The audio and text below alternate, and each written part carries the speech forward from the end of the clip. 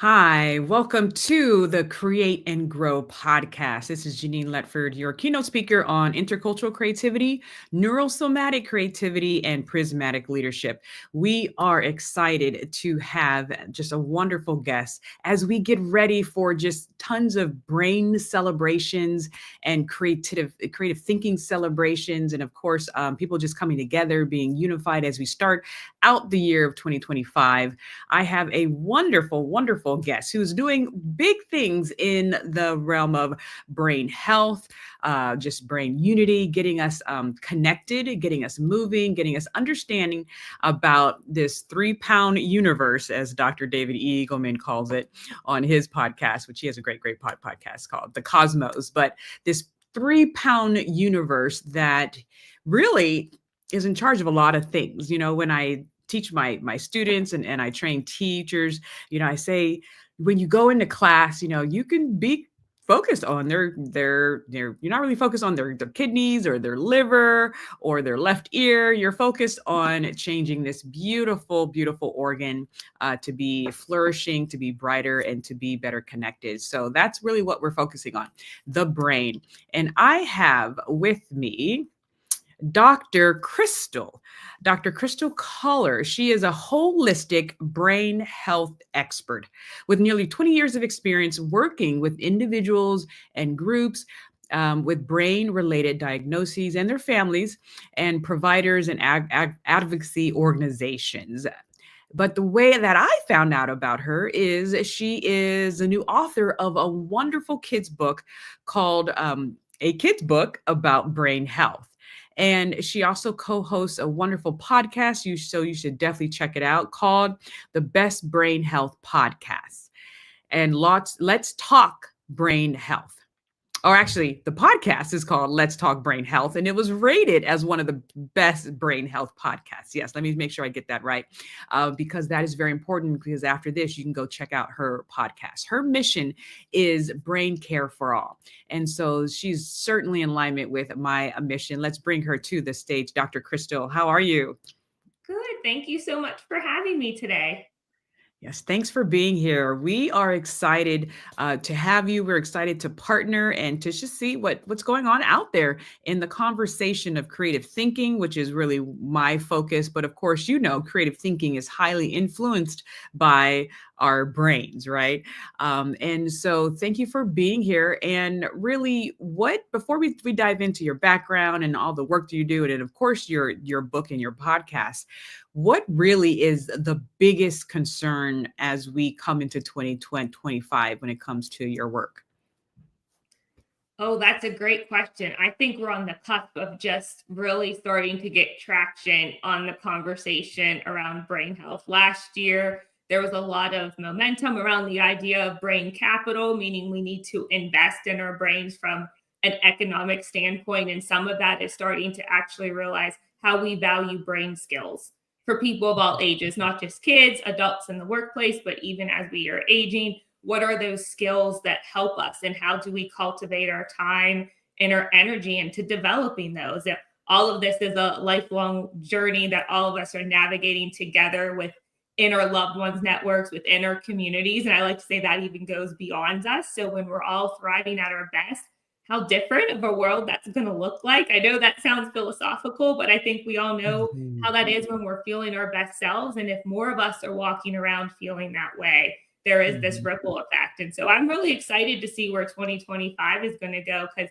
I feel like 2024 ended on the end of momentum, as well as, the dictionary saying it's brain rot was the word of the year in 2024, meaning this over Yeah. reliance that we have on technology and how we Mm. just spend time doom scrolling in that. So I was a bit thrilled that that's now like mainstream and some vocabulary of a lot of other folks. We've called it different terminology, at least from my training over the years. But when it's the word of the year, and even the Lancet Commission report that came out last year that highlighted 14 different risk factors for dementia prevention being one of the top read Mhm. articles for them for the year. So I really think we're starting to see a lot more of the momentum raising the tide. And I'm excited to see where the wave is going to take us here at the start of 2025 and throughout the year. Thank you for bringing that up. I actually did see your article about brain rot. I think it was on a Psychology Today Mhm. platform. Correct. And that's so wonderful. You write for the Psychology Today. My major was psychology, so I remember diving into that back when it was not online, because Yes. at UCLA at the turn of the century. It's kind of weird saying I was at UCLA at the turn of the century in 1997, 99, but just to see where we've come so far. And so just a bit of background about myself, and then I'm going to jump into you. I was at UCLA and 98 and 99, fMRIs were just coming on the scene. And I remember UCLA got their machine. And so one of my Mhm. professors, Dr. Matthew Lieberman, they were always looking for college students to do these like tests in the machines. And I was like, quick, $60, sure, I'll do it. And so, but when I saw he let me come around the bend and see my imaging of my brain. And that's when I first fell in love and said, okay, well, what is this beautiful organ all about? And of course, you're an undergrad, so you don't really get too much into the weeds at that level. But I was hooked. So that's my beginning of falling in love with the brain. I ended up going into elementary ed and shaping brains that way for 15 Mhm. years. But how did you first fall in love with the brain? I have to be very honest. When I first was going to college, I didn't even know the social sciences existed. It sounds silly. I Mhm. started out biochem major and then landed majoring in gerontology, sociology, and minoring in developmental psychology. So I just kind of covered the whole sphere there and better understanding the social sciences. And really, what caught my interest when I was in graduate school was I was in a aging in society course, and we were told to write a term paper on your topic of interest. And at that time, I had spent 3, 4 years working with kids with autism, doing their in home applied behavior analysis program. And I was curious of what happens to children who age with autism and wanted to write a term paper. And mind you, this was early 2000s, 2004, 2006, somewhere in there, probably. And the lack of services that existed. And I remember thinking the school plan for when someone is aging in school services can be up to 22. And it's a very different type of plan. There's intention, it happens for years.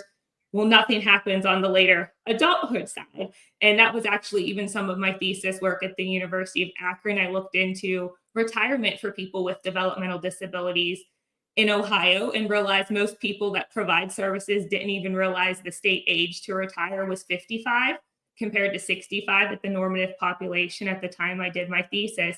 And so a lot of it was following my interest areas and then by accident really realizing I spent time advocating and wanting to develop better programs and services for communities I would support in one way or another. And so it was a roundabout journey to find my way to the brain. But in my last semester of my PhD program, I had a grand mal seizure. And so, unfortunately, my brain got the best of me. I like to say it misfired to redirect me, which at the time was tough to navigate, about a 2 year recovery period from my grand mal before I could get back to reading. I mean, people know how much you read in graduate school. So, just even everyday activities and reading it took a while. And I kept thinking, how can I make it better for the person behind me? I'm not the first one to have to try to navigate a complicated healthcare system.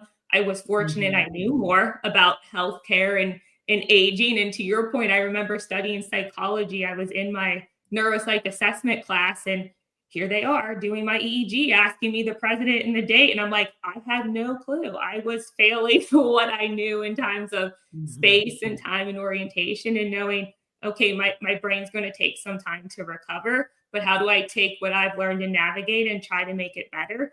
And that's what led me to shift to doing more building out programs and services for people and trying to work for policy and advocacy at that level because I think brain health impacts all of us.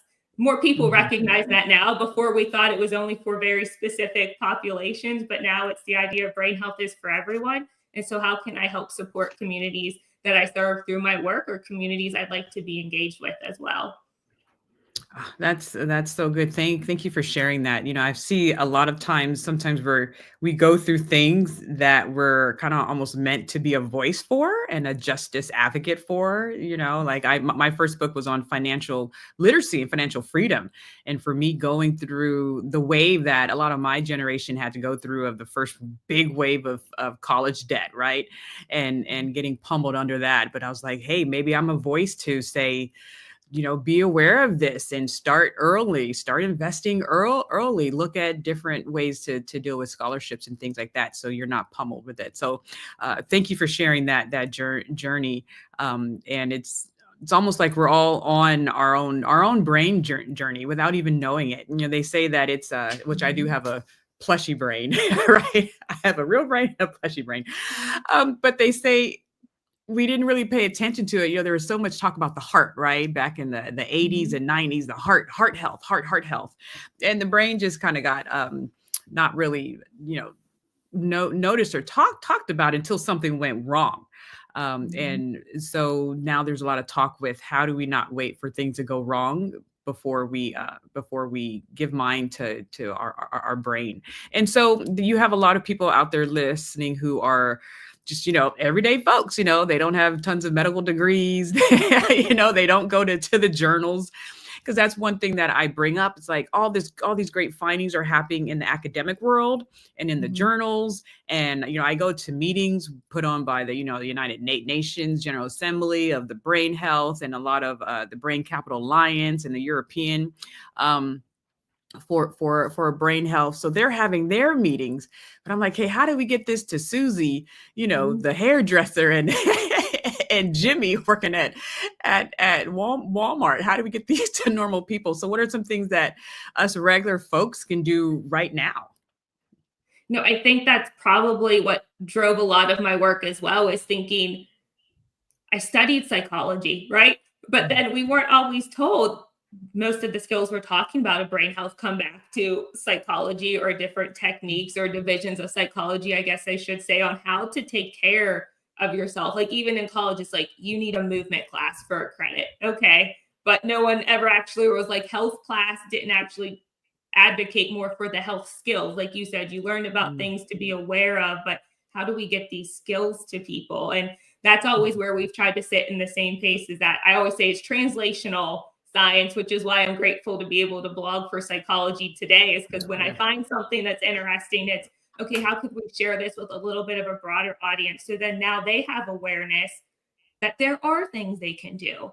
And even with the studies, there's limits, but it doesn't mean we can't start actions today. And I think for most people, it's realizing we have more control over that. I think some of the research shows 70 to 90% of the lifestyle factors are things we can control. A smaller portion of that pie really starts to become our genetics. So I always joke when I talk with people and tell myself, like, yes, I wish I was taller. I can't change that piece. Or there are some much more genetic risk factors for some of the brain-based conditions. But when you know that, they're going to talk to you about the lifestyle factors that can help offset or delay when some of those symptoms show.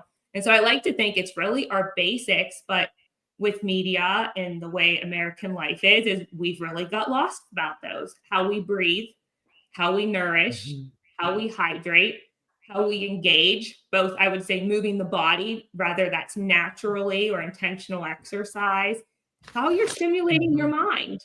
And that, a lot of these recommendations look very different for all of us, but it's the idea we're going through our day with that type of purpose and intention. And we see a lot of times, if you've been sitting for too long, how your body starts to feel and you're moving different. Maybe right now it's the seasonality. I'm in Ohio, it's cold. Walking outside is likely not ideal with the black ice we have, but there's other ways to move and to be mindful of. And so I think for so much of the work I've done since starting the field for about 14 years now is, what can you do today? And how do we actually link some of those actions to our brain or our brain function? And thinking about not just, I have to eat breakfast, but you might want to eat breakfast that carries you through and helps you get energized in the morning for your work or your exercise class or whatever you have planned in your day, but actually starting to link those two. And for a lot of us, we eat because we have to, or we eat because we're hungry, or with America, we're eating in front of the TV or the screen, multitasking. Like rather than really starting to recognize the basics that are in our day, we can make small shifts in. We don't have to be perfect, eating perfect meals all the time, however you want to think about it, but folding in fruits and vegetables or eating Mm-hmm. different foods at certain times of the day. We're chatting right now on East Coast time. It's the big afternoon slump for a lot of people, but recognizing maybe if you've changed the way you consume your breakfast and your lunch, that afternoon slump starts to go away and you don't feel dragged down for the time in the afternoon, but you're going energized into your evening. And then you're appropriately tired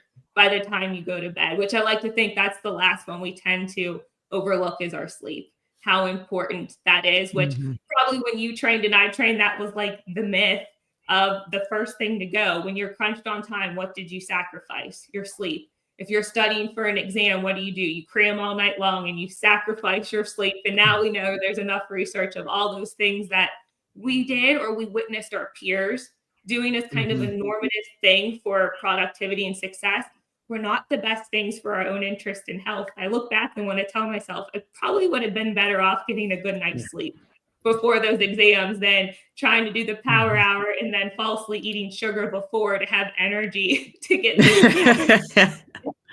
There's a lot of myths we have to overcome from that, but I think there's a lot of areas where people can start to make really small steps. And I always recommend the first one, if you're not already doing it, get properly hydrated throughout the day, and Mhm. you'll probably notice a really big difference. Yeah, we don't understand that what about 80% of our brain is like water? Is that around correct? 70, 80, and then our bodies are like 60% water, right? And Mhm. then it's like then it depends where you are in America or around the world, but the humidity levels, and then there's clouds, and then there's groundwater. I'm like, there's water all around us, and in us. So water is just a fundamental part of life. But yeah, are we intentional? And I love that word intentionality of just starting small and just being aware that, okay, well, what am I having for breakfast? I know some people who actually do this intermittent fasting at times, right? But Mhm. just yeah, am I loading up on tons of sugar and carbs, and or am I really mindful about what am I putting in my body to break breakfast, right? And everything. And then because my son and I and my family, we write books together, which you said you got one of Yeah. them, my beautiful brain. But we're looking at this, we're calling it 7 pillars. Other people have 6 pillars. I don't know if you have an acronym that you use to present your content. I just like using numbers. Like we have the 16 diamond tools of creative thinking, and then the 7 gems of intercultural creativity. But the 7 pillars of brain capital, brain health, and one of them, yeah, is sleep. And I'm so glad you brought that up, because we need to shift our mindset of what sleep actually does. Can you give us a quick synopsis on what sleep does or looks like in the brain? Yeah, and I agree with you. That's the one that I always even like to mention when we're talking with people. It's, here's these risk factor lists that come out of the articles or the research. Then there's these pillars of brain health. If you're an organization or an institute, they're all very similar if you compare them, but they have some slight nuance. But you won't find sleep on the risk factor list just yet for dementia. But if you come into Mhm. brain health, they're obviously going to talk sleep.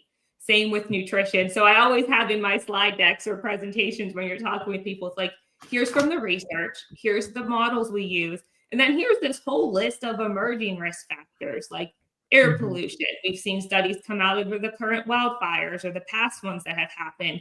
And there's always more growing where we're finally, like you said, having that idea that what we're experiencing in our lives or environment is then linked to how our brain is performing or the demands we're asking our brain to do. And then the Mhm. output we're wanting to get, usually most of the time it's dampened or not ideal for what we're hoping for. So that's where the lifestyle changes, I think, get to come on in the conversation. And I think really the groundbreaking part around sleep was realizing it has its own type of lymphatic system in your brain when you're sleeping. And so it's kind of doing, for lack of a better term, washing your brain, cleaning out what you're not using, giving your brain time to process your memories and what you've learned from the day, and to be able to Mhm. consolidate those memories. Because for a lot of us, we've all probably experienced where we think we learned something and we're trying to pull it out and we can't. And it's like we never got it into our memory the right way in the first place. And sleep's one of those tools that gives us a better chance of success. So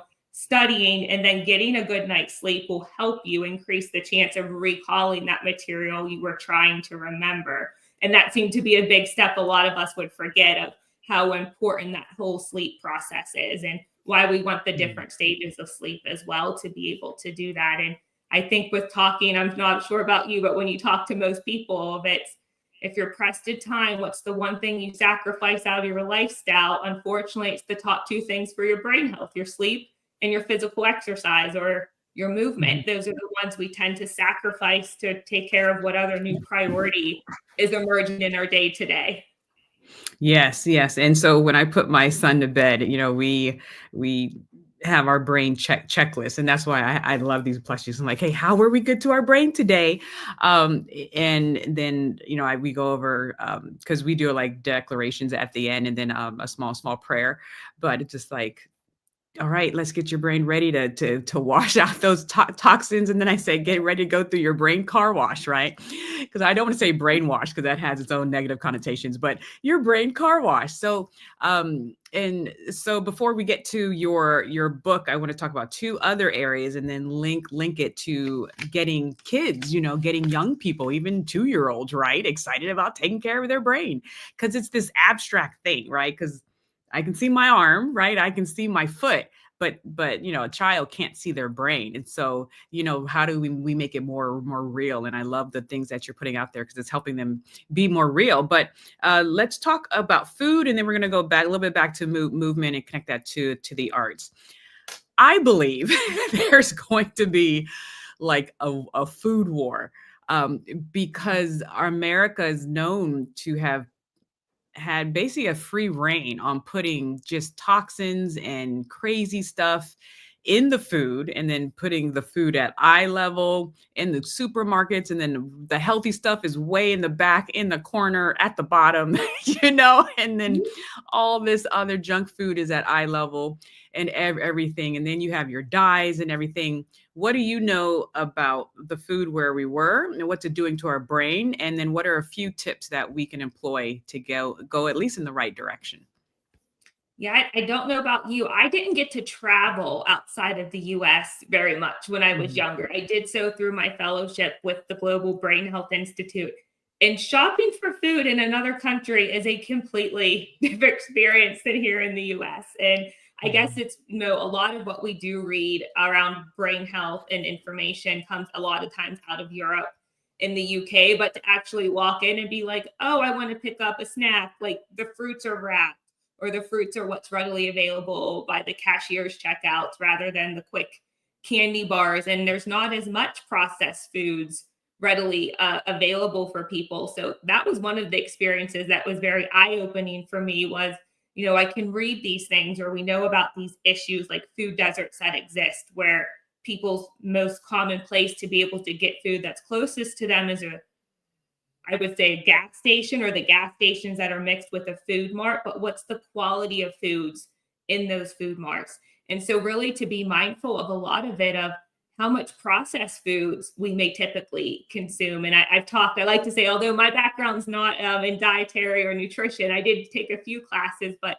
from talking to a lot of experts in the field, is one of the quick wins can come from eliminating a lot of the extra processed foods that we have. There's some we might need for snacking, and not all food is equal either. Some, there's better quality and than quantity as well. But to just be mindful of that. And so I've heard a lot of people talk about those tricks of, if you just start taking away the foods that are in the wrappers that you're going to or gravitating towards, that's one good step. And then usually I like to think what's unifying across, I'll say very broadly, the diets that boast benefits for your brain. There's a lot of them. We could probably name about 10 or 12 if we were doing a round robin. But what they all come back to is more whole plant foods, vegetables, and fruits, and just trying to get in some extra servings of those a day as a really good start. And so I know one of the things I tell on myself a lot is I love chocolate. Like, I'm going to eat chocolate. I don't want to have to give it up, but I know it is not good to eat chocolate by itself. So to have it with something else, and to be more intentional about that, and then to limit your Mhm. sweets. And yes, there's different types of chocolate that are better and dark chocolates and those things. But if there's something you like, to figure out how do you add to that. And so that, even when you're metabolizing it for your metabolic health and your sugars, you're processing that a little bit differently. So kind of adding in the fruits and vegetables and the healthier fats. I think that's kind of the main global recommendations I've always heard. And I know those are ones I've tried for myself too, is because if you're eating more whole fruits and vegetables, you're full. And so you don't have as much appetite to want to eat maybe some of the other things that wouldn't be as good for you, but you can do all things in moderation. I like to quote Maggie Moon, the author of the Mind Diet, where she's like, no food is bad. All food, has a place for what you'd like to do. It's just figuring out what's going to work best for you. Yeah. Well, I don't know about those hot Cheetos. I don't see anything good about that. But Oh, there's some that are, yeah, questionable. yes, totally. And so like the Mind Diet, which is it's kind of connected to the Mediterranean diet. We in our home, because I'm the main shopper, right? And so once I started doing this research, I was like, wow, I have the power to empower my family or to poison my family. Like when you look at it that way, it's like, wow, like what am I grabbing off? And there's a wonderful app that I use, and I'm not affiliated with them, but I still share it, called Yuka, Yuka. But it's a scanner, and I can scan something that I may not know too much about, and it tells me, how much sugar is in here, how much fat, if there's any materials or any ingredients that have been identified as a toxin, basically. And to have that right away, as opposed to just reading the labels like gluten free or fat free, but then there's all this other stuff in it that's hidden. But I studied abroad in Spain. I've studied in Costa Rica, traveled to Korea and Japan. So yeah, you do sometimes you have to get out of your culture to kind of see what other people are doing and what other people value. One of my students did a study abroad in Spain, and she was just like, wow, the food is different. I feel different over there, and the stress level is different, about the siesta, and things are a little bit slower. And so for her to leave the American culture and then come back, like it was very eye-opening for her. She had reverse culture shock. But that's something to think about. We're like, okay, well, what is this all doing to my brain? I felt different in Spain, and I can tell there's a difference when I come back to the States. Why is that? And how do we make that change? Right. Yeah, I'm glad you shared that because when I spent about 6 months at Trinity College Dublin with the Global Brain Health Institute, that was my experience coming home. And I didn't realize it because, right, you're outside of your world. I'm seeing our world news removed, not in it every single day, getting bombarded with it. And when I came back, the only way I could explain it to other people was I felt like my nerves were outside of my body. It was inundated with extra stressors and those things. And so I said, what do I want to keep from that experience? And where are some of these other things where it's like, this is now the boundary? I switched how I was consuming some of my news and switched to reading it more fact based rather than getting bombarded with, all these emails in the day and things to set up. So that was one. And I remember just thinking it's different to hear news stories of how things happen across the world and looking sometimes of maybe I just don't want something from an American news outlet. Maybe look at some other ones to help balance some of these things we hear about. But I remember that was one big shift for me. It was one about kind of the technology and how much can come at you. And I was like, I need more barriers in place. And then the other one was it was just the pace, which as an American going to a slower paced country, it was like, they're so slow. Well, how quickly I acclimated to just a little bit of that. And then I thought, okay, there's a way to bring some of that pace back where the pace is more manageable. And I learned more about myself, about times of windows of days where I can thrive a little better. And, let's mirror that time of day with this more challenging task because I'm in a better rhythm. And so I was taking little insights from what I've experienced and then bringing it back to my environment. And not that it's perfect. I mean, people want to go, go, go. But when other people are like, I'm going to go, I'm like, good for you. You go. I'm going to relax and stay. Like just starting to realize, I think too much of what you're talking about is articulating some of those needs that I would need for my own brain care, and talking with other people about that of like, well, what works for you? Because when I came home and I was inundated, it's like, what are other people doing?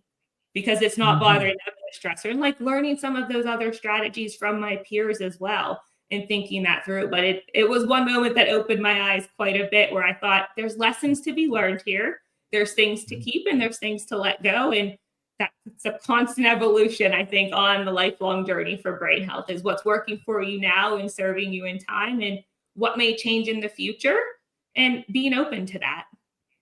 Yes, and that goes back to self-awareness, right? And that embodied cognition, right? That brain-mind-body connection, which is the impetus of neurosomatic creativity. And what does that look like to be fully connected to your body? Like, what is your body telling you? And then letting things go, right? It's not about what are you trying to increase, but what are you willing to let go? So that's a great point.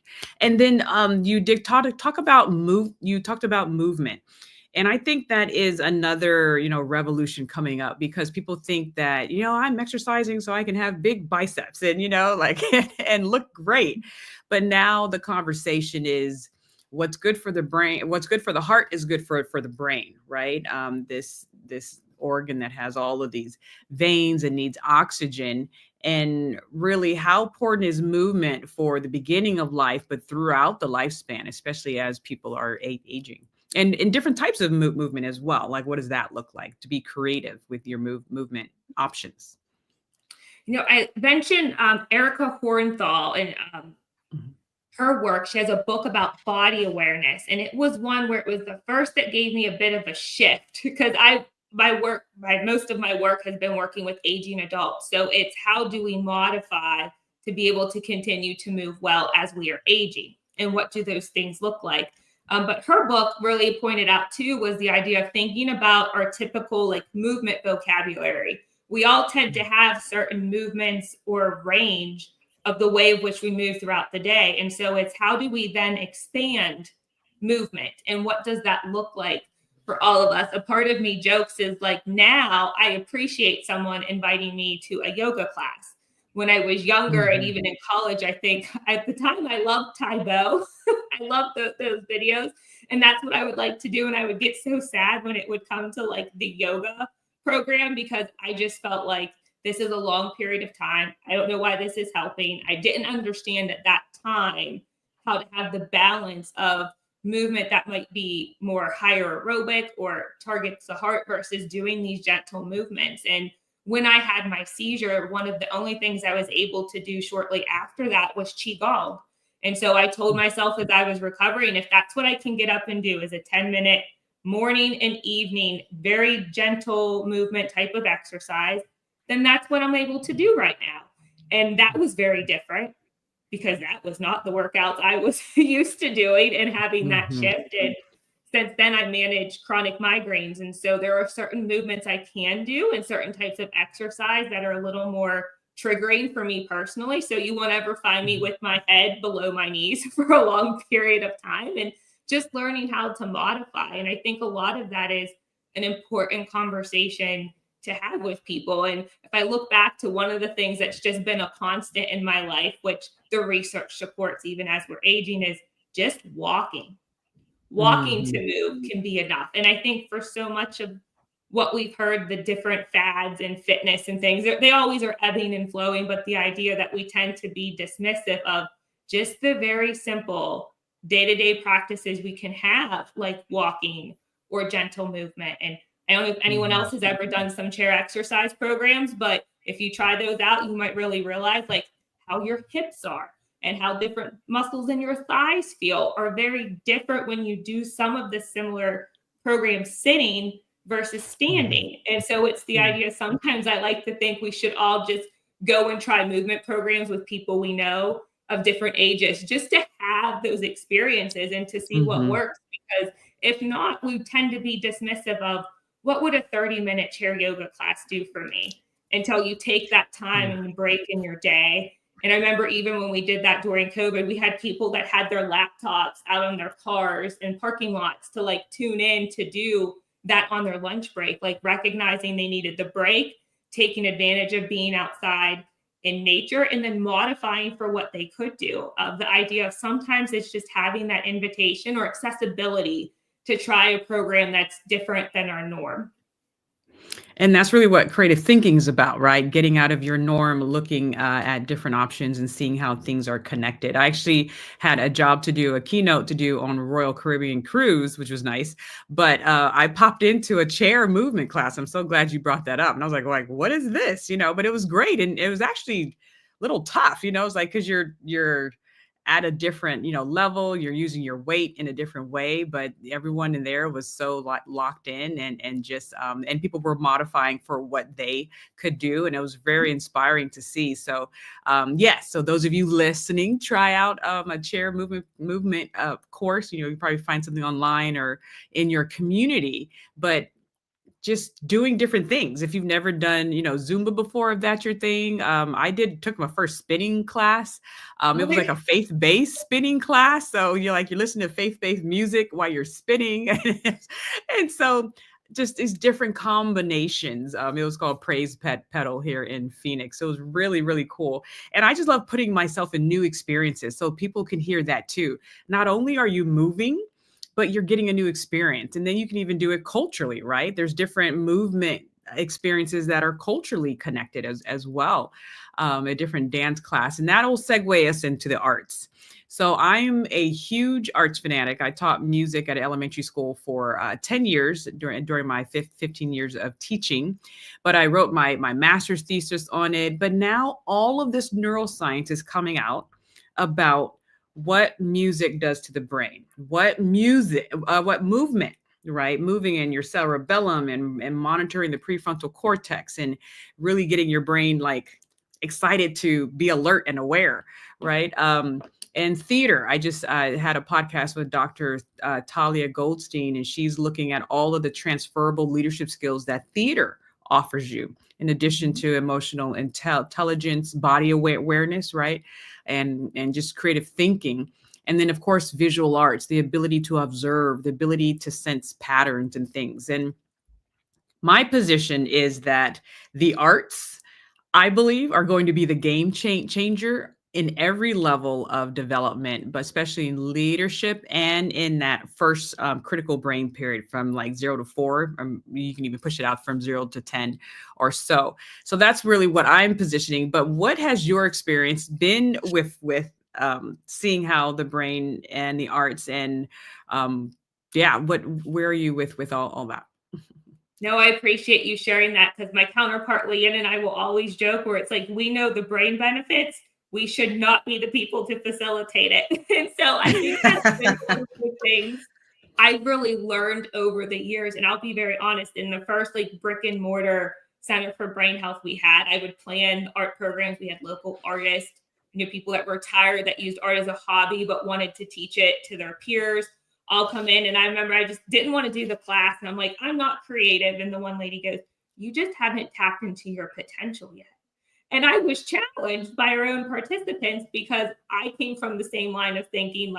My first B was an art class. And I was very upset about getting a B in art class. And so I always have looked back and I thought, of all those things that you used to get a grade in the old school and traditional systems, that's what it was. It was art. It was drama. It was home ec. It was shop class. And I look back and it's it was all the things that were really good life skills, but also would have given us, things to learn to be more emotionally resilient, or how to better read other people's emotions and to better understand a lot of that. There were just so many practices that I think were a part of those courses that when I look back, and of course we are 30 years advanced from probably when I was taking those classes, 25, 30 years of the research, but it was there was probably more of a disservice where it's the idea, this is what you're trying to do. This is your output, and it's a letter grade, which then, your GPA is how you get into college. That was part of yours too. It was this whole linear plan. And I remember thinking back of, you couldn't take art classes, or you weren't encouraged to take art classes unless you had skills, because they would grade very harshly in high school. And that's a good point. It would have just been nice to have exposure. And now I've spent, years on learning that, where I'm it doesn't have to be good. I'm just going to go through the process and I'm not going to judge it. And at the end, I can laugh or I could throw it away. And I honor my niece because some of what she has taught me through this is she likes the arts and she'll do things and she'll be like, Aunt Krystal, that's a beautiful mermaid. And if any adult looked at that, it would be like it barely resembles a mermaid. I'm at a drawing level, but I have to be mindful of how I speak about that to her because even if she colors outside the lines, it's like, I made a mistake. And I'm like, it's art. You really can't make a mistake per se. It's just we could fix it. Or maybe you then go, and that's what she does. She'll start scribbling around and do a border around like the black lines for what to color she does. I was like, well, there you go. It lets you have a different opportunity of how to look at it versus, in that moment, you have the choice of, am I going to keep going or is it going to trigger the stress response? Because in her mind, she's like, I made a mistake, and she'll show me your paper. Like, I went outside the lines, and it's like, well, that's okay. What do you want to do about it? Versus you did a new one, because that's what used to happen to us in school. You would get a new one, right?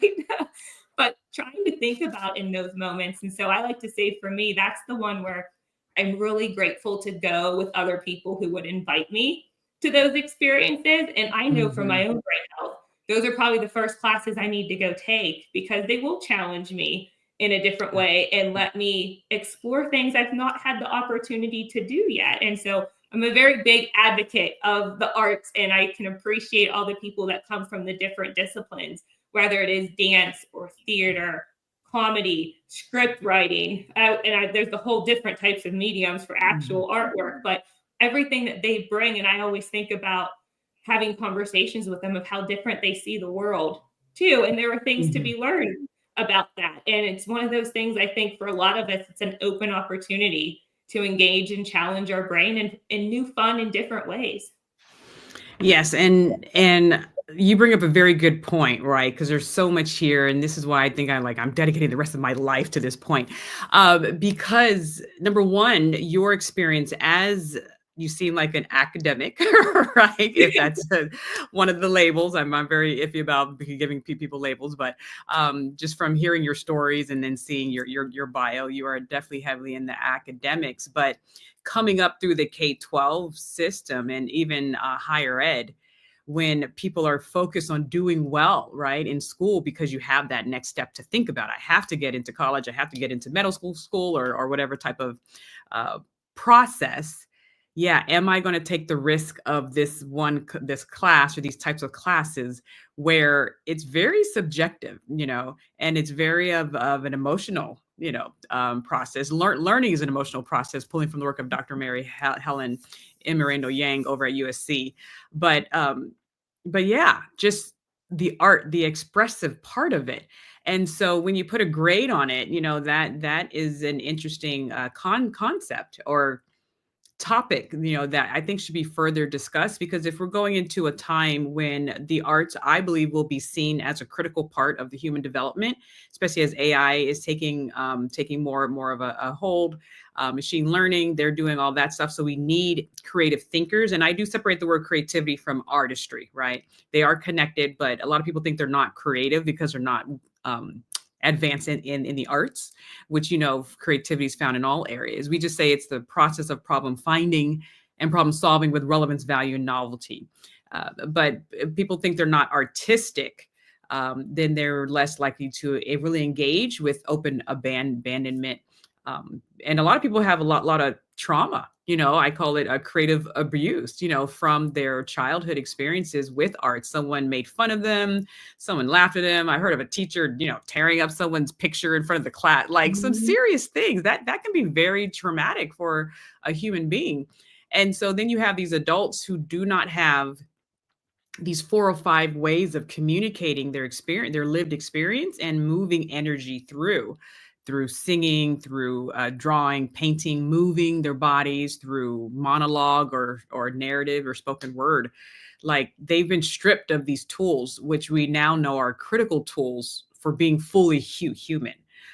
So I'm excited to see where this is going to go, and I'm excited to be a part of that conversation and seeing how your center can really incorporate like the new research coming out, like this is more important than we've ever realized, But really, do you have your book next to you? Because that's what I first saw on your LinkedIn. I was like, how cool. Yeah. Let's talk about the brain from the beginning of life and why you wrote this book and what it's meant to do. No, I have to give credit. I'm going to talk about my niece because she was my inspiration for this. At the time, most of the work we Mm. do at Virtual Brain Health Center has been for adults, Mhm. particularly since I'm trained in gerontology, 65 and older. So older adults and understanding brain health. And especially for people in this age group, they didn't learn these things about the brain. This is all new information in the last 20 years or so. And so even when they train, whether they're doctors, lawyers, professors, this information is different. And so realizing how can they apply concepts from neuroscience or brain health to their day-to-day lives. And I was sitting there thinking one day it was very hot here in Ohio. And my niece was outside in the sun and she came in and she's like, Aunt Krystal, can I have a wet paper towel? And I'm like, sure. And next thing you know, she takes that out and she lays in the sun and she had the patio cushions all laid out and puts it on her face and just took like this big sigh of relief and a breath. And she goes, that just feels so nice. And I thought, huh, she has some self-care skills. So what happens when the time we're little, right? When we'll innocently do this and go through. And then later that day, she was just in the room, quiet. And she goes, I want some quiet time. I said, okay. And she goes in the room, and my husband overheard the conversation. He goes, well, I want quiet time. I said, you got a whole house. Go take quiet time. But it really made me reflect on what happened to the thought that even as adults, where we see someone doing something that's their own self-care, they might not label it that or something they need in that moment, some quiet time where we don't give ourselves the permission to do that or to even think. Like we see, no one thinks about a 4 or 5-year-old saying, I need a few minutes. Okay, well, Yeah. it can apply to all ages. And I thought, well, what happens? And I said, she's learning this because she's in daycare and she's in preschool. And she tells me she takes brain breaks and she likes their calm room. And I'm like, tell me more what that looks like. I'm still trying to let her tell me what those things are, but they're learning these skills. And it's like, so how do we make sure they keep these throughout the lifetime? Because from my experience, it tends to be we get to our 20s or 30s and 40s and we're figuring out how do we put back all these self-care skills that we let dwindle away at some point. And for some of us, it's going back to practices that served us well when we were younger. Maybe it was sports or athletics or movement, or it's something in a different way. And then it's even as we're getting older, it's recognizing that value. And I think so much of the conversation always has been on stimulation and activity and engagement that in order to do that well, you need this side. You need the restfulness, the self-care, the part that helps you balance so you can be in those states of flow that comes out in creativity or the thrive zone, however people talk about it. I like to think it's the very similar overarching concept idea of when you're your best self and what are you doing in those times. And so I acknowledge her and I thought, well, adults will answer questions to kids if I ask them about what they do to take care of their brain. Sometimes when I do presentations, and I always acknowledge, like, brain health has some sensitive topics. If we're thinking about your memory or your performance, or you have concerns about it, you might not be so willing to share it in a group. You'll share it with me after the fact, which is fine. That's great. But I was like, if a little kid asks you, you're going to start to think about it differently. And a lot of adults, I think, will be more selective with the words of how they might be explaining that, or the idea of she wants quiet time. We're going to support her having quiet time. Well, can I do that for someone else I know when it seems like they need this quiet time for them? Can I still be supportive? And so I thought kids are great little question askers and they ask brilliant questions and brilliant things. And I said, and they have to read when they're younger, at least while they're learning how to read, with their parents and grandparents or older siblings. So I said, we can get through the whole family with the idea of talking about brain health or just hearing some of these simple messages. And we always joke with marketing, it's, what is it, the rule of 7? I don't know if that's still the thing, but like you have to hear it that many times before you're having awareness. And I said, well, this is one more way. And if the kids start to link the brain breaks they do in school as a good tool to use on a weekend when they need a little time or to transition and they need to move their body, well, isn't that a great skill to have and carry over to these other environments. And so that's where my head went, was like, we have a lot of opportunity here. And I just like to think if we can nurture that, and a lot of with brain health is it's lifelong. If we can do that when we're younger, and it's just our habits and our everyday routine, maybe we can take that intentionality we spend when we're older relearning some of these skills, doing something else that would bring us joy, because we already have these skills and they're pretty solid for ourselves. Yes, and that's why I just love the book. You sent me a PDF copy, and I love the point that you made is, the kids have to be read to or read with, or sometimes they're reading to someone, right? And so you're hitting multiple generations at the same time, right? Which is so important and so clever. And that's really what we thought. We kind of have the same impetus. When Sean was 3, we did this one because I was just watching him, and he was looking at his toy from multiple directions, right? And so that's perspective shifting. And then, he was dancing with his dad, but that is hearing rhythms and beats. And then he would look at a snail for like 10 minutes. And so, but I was just like, wow, he's showing us what true creative and observational and curiosity type of thinking is. What if we just put it in poem form and put it in a book, and so that's why I gave him copyright, because like, he's giving me all the content, I'm just typing it out. Right. I had to go back and forth with the United States Copyright Office. They're like, he is 3, right? I was like, yes, he is, and I am not going to take away copyrights from him, because he inspired this, he did it, he told me what to write, and here it is. So yeah. And so this book is a part of a series, right? Of other books with just a bigger company, correct? Yeah, we published with the Kids Co company, and their whole impetus is that kids are ready to have conversations around a lot of different topics. And so the books are meant to be the conversation starter with kids and their families to talk through. There's a wide variety of ones. There's ones on racism, to feminism, to pronouns, to fire safety, to loss of a pet. There is a wide variety. I believe they're up to over 170 different books. And so we were really excited. They liked the idea of brain health and were supportive, where, even when we pitched them, it's like, well, we're curious what brain health is and what we could do. And so I am learning even more about what younger people are learning about ways to take care of our brain. But I hope this will be one more thing that contributes to the conversation, where kids can talk through a lot of topics and learn and continue to grow. And we can do that with the adults and our trusted loved ones around us as well. Mm-hmm. Yeah, so important, and it's time to start now. I was at the United Nations General Assembly in September, and they were talking about brain capital. But a lot of the speakers, kept saying this is a conversation that if we really want to get under our goal of being a positive brain capital economy, we have to start with the youth. And I'm even saying, like, how do we start with the prenatal mothers? Like, how do we get our books, your book and my books, into hospitals? So like, yay, congratulations, it's a boy. Here's, here's 3 books about their brain.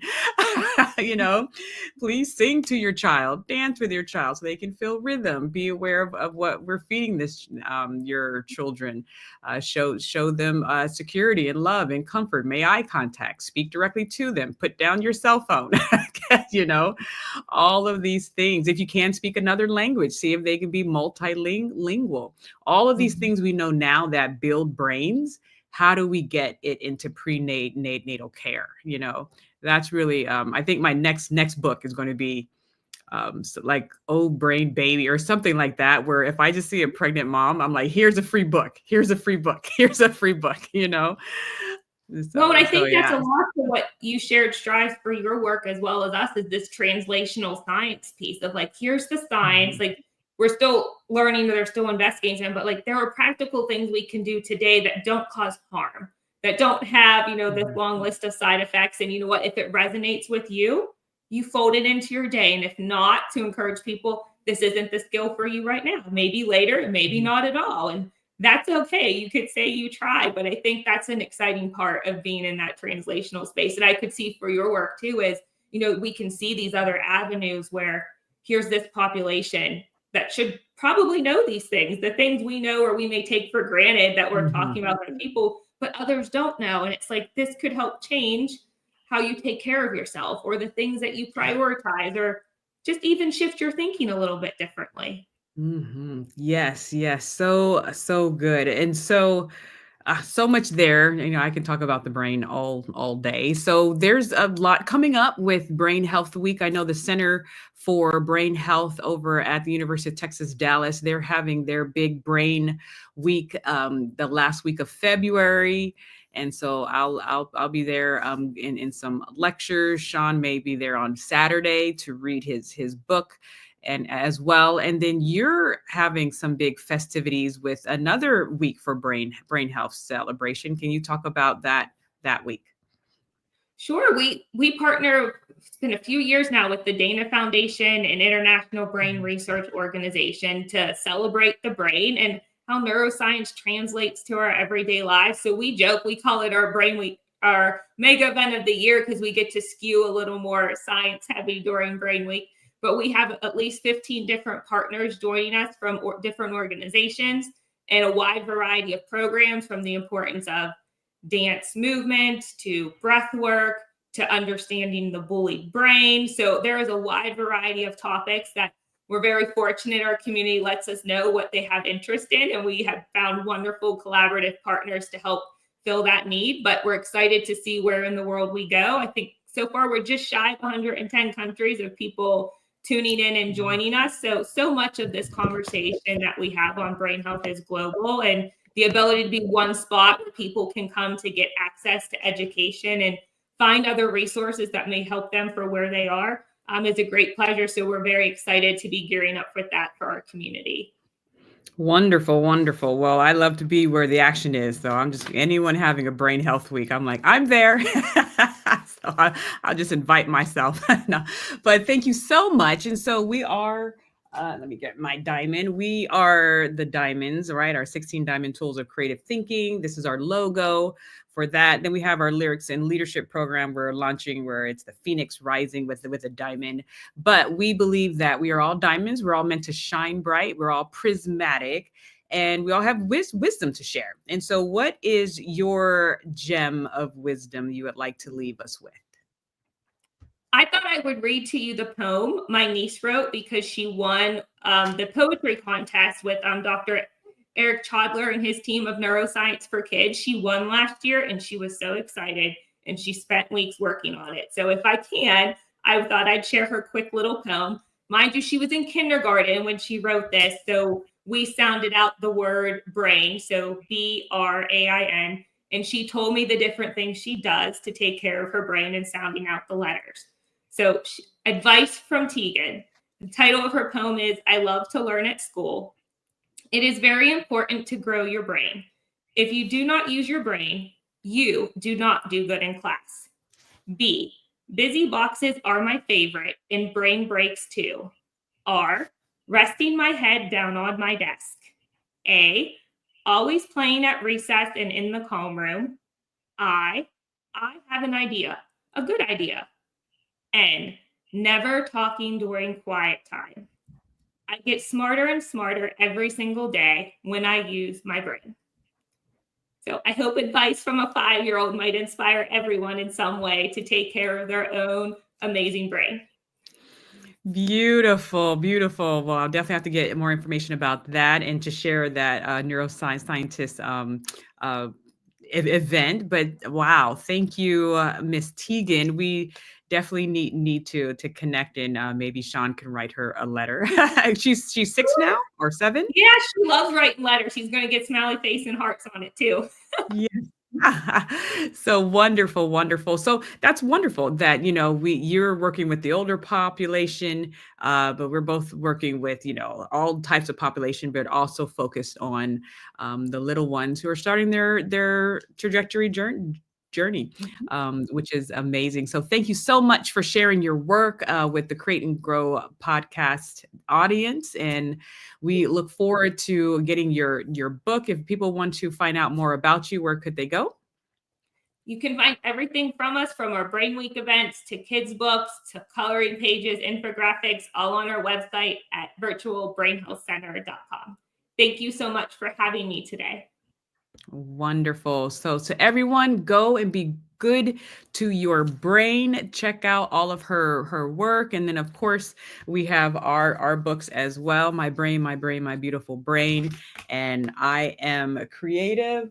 And the last one we came out this past March, The Power of I Am, the neuroscience of positive affirmations. The words you speak to yourself and to others, they change your brain. So speak well and speak life into yourself and into people. We will see you next time.